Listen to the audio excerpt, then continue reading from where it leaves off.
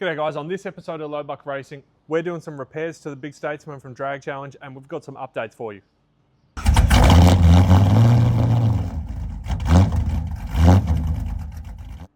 The day after Drag Challenge, we went to go start it in the car park of our hotel and we had nothing on the key at all.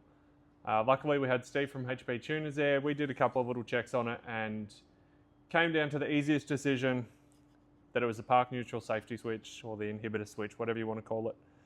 So we've got another one of them. We're going to bang that on. Hope that helps. Also, Matthew down here has another converter. If you remember, we were talking about the converter in this. We did put a bigger one in it before last Drag Challenge. We put a 4-green converter in it. It was made for us, but it was made incorrectly. It doesn't have a lockup in it. So fuel economy and drivability for the freeway legs were out the window. We've managed to pick this one up. Pretty much brand new. It's got a couple of 100Ks on it. It's a 4200, a little bit bigger again, but it's got a lockup in it. So we've got that cheap. We'll be able to sell ours for more than what we've paid for this. So that works perfect for us because we're cheap. Yeah, so we're going to get that in, go for a test drive. I'll have to plug the laptop in and play with some tuning stuff, which we can show you a little bit of that. Set where we want it to lock up, but yeah, let's get to it. Get this on, see if the car fires first. And then we'll get that in. So Matthew, what are you doing? I am trying to get the inhibitor switch out of here, but this is not one to play ball with this spanner. Yeah, it's quite a tight spot. Also, for everyone playing at home, when you change as many converters and autos as us, drill a hole in your sump, you will thank us. It is one of the best things we've ever done, and ignore the oil. It's a liquid, boy. Cranks? Yeah, well, we got the inhibitor switch in, hit the key, let's see if it cranks. Right, well, good news is our inhibitor switch might not be broken. Bad news is we don't know why it won't crank. I'm gonna let you play with that. And I'm gonna show the nice folks at home some fun news that we've got going for you guys. We have begun doing our sticker designs. I have the samples here in my hand. We're doing shirts as well. Redesigning the original logo, so the shirt designs should be done in the next week or so, we think. We're hoping for mid to late February that we'll open up the store so you guys can buy shirts, stickers. We're going to have keychains. We're going to have lanyards. I think stubby holders as well, just depending on what our suppliers got at the time. I'm not going to show you all the sticker designs, and I don't have all of them. I'm probably just going to show you our two favourite and our one of the logo ones. So this is more of a cartoon series. We will be doing our standard logo and our new logos that we're designing as well. So that's our cartoon series Low Buck Racing logo. So that will be a little bit smaller. We've got to shrink the sizing on them. And probably our second favourite one in 4L60E we trust-ish. Because we trust this box-ish. I mean, for those of you that have been following for a while, you know this box is somewhat of a miracle. And this one's probably our favourite one. Spray and pray. I thought that'd be kind of cool, having the praying hands with the rosary beads, but change it to a nitrous bottle. Got the little low buck on there. Again, that will be a little bit smaller. All of these will. I think we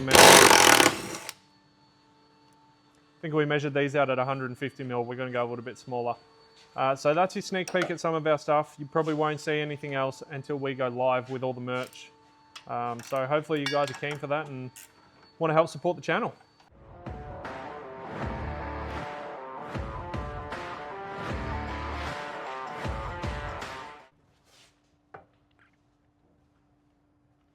We also established that using the long ones is easier. However, guys, I will bring you on an adventure. Never mind the shaking. This is why you drill a glory hole, because your converter bolt is right there. Makes life much, much easier. And you can put parts of your body through the glory hole. I've got the loose grip of the bolt. I don't want to drop it in there. You're losing grip of something through a glory hole. Now remember, this channel is safe for work. If any of my students are watching, please. Remember kids, do your math homework. Yeah. Listen to the math teacher who had his fingers in a glory hole. I'm the one editing this video. Like, I'll just like, there'll be like a random heap of bleeps. Everyone think that we're swearing and stuff. No. Remember that Blink 182 song? Remember that idea of like, oh, you know, it'd be convenient if we had like some kind of slow starter to crank over the engine or something. What would be? Like, go, You know what we should do one day? put in a converter and not take it out ever again. Put a flex plate in this because God knows how long this factory one's going to last. Tiny bit more. Tiny bit.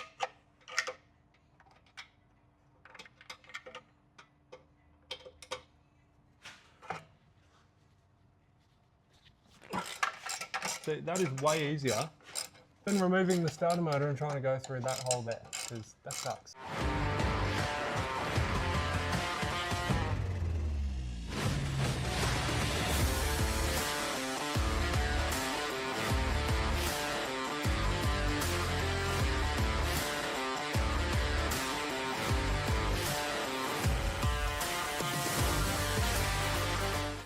Where are you trying to go? Move the gearbox. Not that way.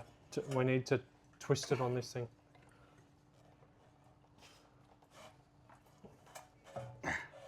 Why doesn't it want to spin?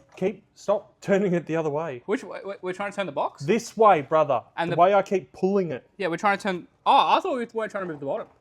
No, I'm not trying to move the bottom. I'm trying to move the box so it drains into the pan.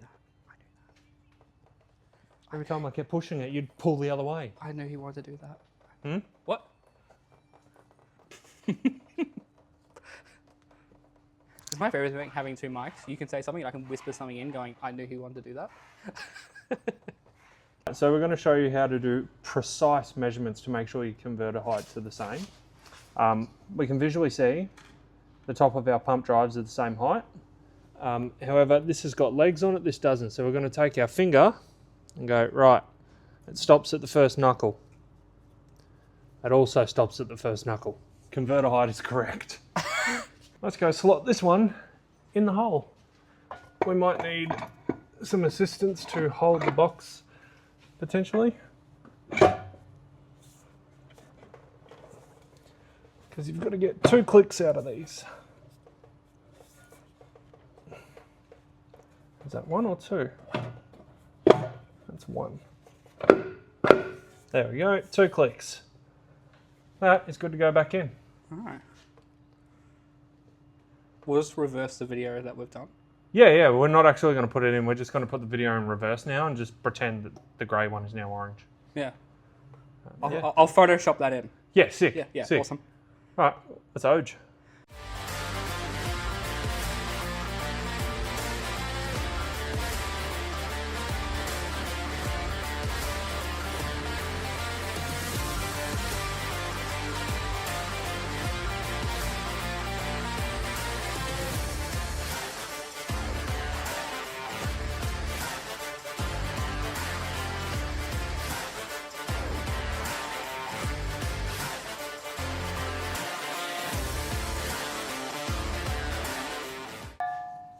Wait, there's a black VESS wagon, smashed front end, like kaput.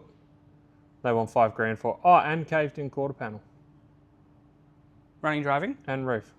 It runs. Where? Winchelsea. Where'll see? Winchelsea. That's ages away. Yeah. All right, low ball. Alright, we've got the converter in, top the fluid up, we're just going to take it for a drive. I don't have the laptop with me, so if the lockup's not working or it's not in the right places, I'll have to do that another time. But essentially, we just want to see how it feels and decide whether we leave it in or get ours rebuilt. So we'll put it around for a little bit, warm the box up, and then we'll teleport to Mexico and give it a little leg stretch. Box still shifts fine. This 4L60 is a bit of a champion.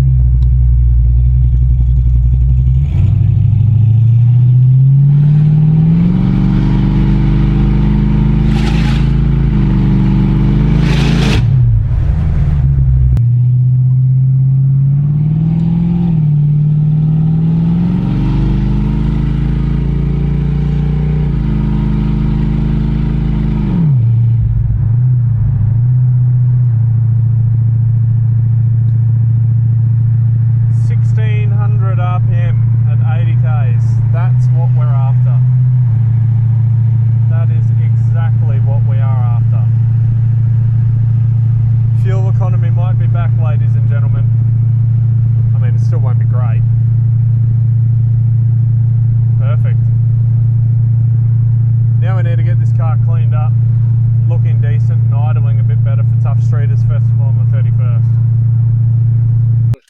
On Drag Challenge, we had one converter in there, which was a 4,000 with no lockup. Yeah, $4,000 with no lockup. And now we've got a 42 with lockup. Yep. For the technical side of things, what's the difference and how's the driving behavior difference? How technical do you want me to go? In the converter, you've got two impellers that move the fluid, and then they get to a point, and that's when you come off stall. But then you have a lockup plate behind that, which is activated electronically through the pressure in the gearbox. And that locks those impellers together. I'm pretty sure that's how it works. I've never actually looked too far into it. And that essentially locks it so you direct drive, so your RPM sits a hell of a lot lower. So whereas we were doing like 3,000 RPM at 100 Ks, now we're going to be doing like 1,900, 2,000 RPM locked up. It won't be flaring around. It'll be just sort of holding a steady RPM. Yeah, because when we're driving on Drag Challenge, you say you go to accelerate up a hill and flare up to $4,000. And yeah. This is all over the shop. Yeah, it's just using too much fuel. And it's just a lot of work the engine doesn't need to be doing, whereas locked up, the engine's got to use less power to get the same result. Yeah. But we still have more work to do with this. We've got to get an intake air sensor back on it because we've sold our OTR because we're getting a new one. We've got to play around with the tune a little bit. And then we've got to go do some freeway driving, some speed up down driving to set the converter to all the places we want it. But yeah, so it's still a little bit to go, but it's all fairly easy stuff now. But we have lockup again, so I'm happy with that. And we need to put an exhaust on it because it sounds garbage. Alright guys, that's going to be it for today. It is another day. We've been out and done some road tuning in the big girl on the old Hewlett-Packard. We've got it pretty dialed. We're going to finish it off a little bit once we're on the freeway. We can get it in its cruise zone. We have to adjust some timing and stuff, but the converter's in, it's working. The lockup is perfect, so we're stoked with that. It's going to make it a lot better for next Drag Challenge because we're going to go again. We're leaving that auto in it again. But yeah, for now, that's going to be it. We've got a couple of little things to do. We need to sort out the ignition and get it starting off the key. So we'll probably get Ben to come around and give us a hand with that because wiring wise, I will probably set fire to it. Me and wiring aren't the best of friends. But yeah, anyway, it's done, it's ready. Tied up a couple of little things, and then we'll see you guys at Tough Streeters Festival on the 31st of January. If you see us there, come up, say good day, take some photos of the old turd if you want to. I mean, can't imagine too many people want to. It's just a big blue Statesman, but it's fun. So yeah, we'll see you guys there. Make sure you like, comment, subscribe, hit the notification bell, and tell your dog about us.